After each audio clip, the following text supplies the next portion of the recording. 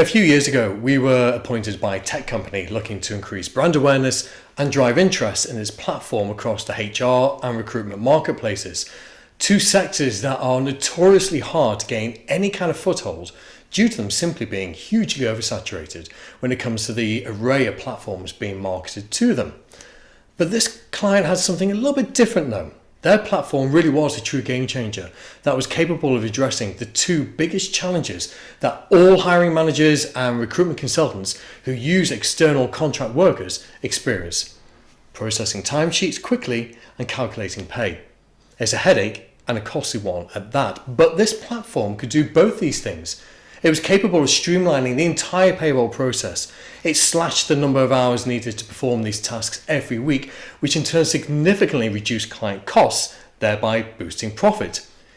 It was the first in its space. There was nothing even remotely similar to it in either market, yet the client struggled to gain any kind of traction for the platform since it launched the year previously. They were baffled, and so were we at first. With such obvious financial and time-saving benefits, why wasn't the message sticking with their target audiences?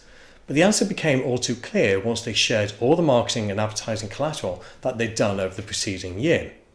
Whilst impressive in the design and the detail, the message was all wrong. The founders of the company were true techies. They were chomping at the bit to share, some might say boast, about how sophisticated the technology, the software that they developed actually was. So they decided this should be the focus of their messaging. But it was a mistake that Steve Jobs often spoke about himself. He said that people don't buy the technology, they buy what the technology can do for them. When have you ever seen an Apple advert or any product page on their website talk about the technology behind the tech that you're about to buy? They don't, because they know that you don't give a jot about it.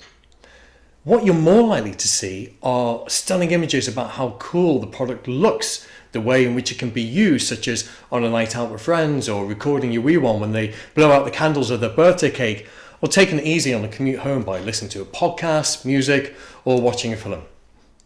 Conversations about the inner workings of your product or service need to remain within the four walls of your organization, venturing outside only when stakeholder reporting is needed, or your business falls foul and is under scrutiny for all the wrong reasons. Focus must always be centered on your end user, your intended customer.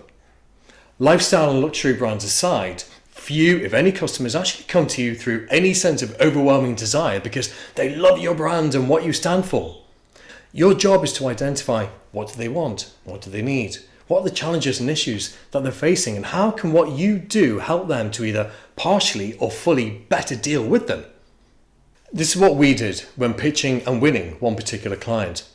Back in 2017, we were one of 4 PR agencies invited to tender for a London-based consultancy firm account, and we were the last of the 4 agencies to do our pitch.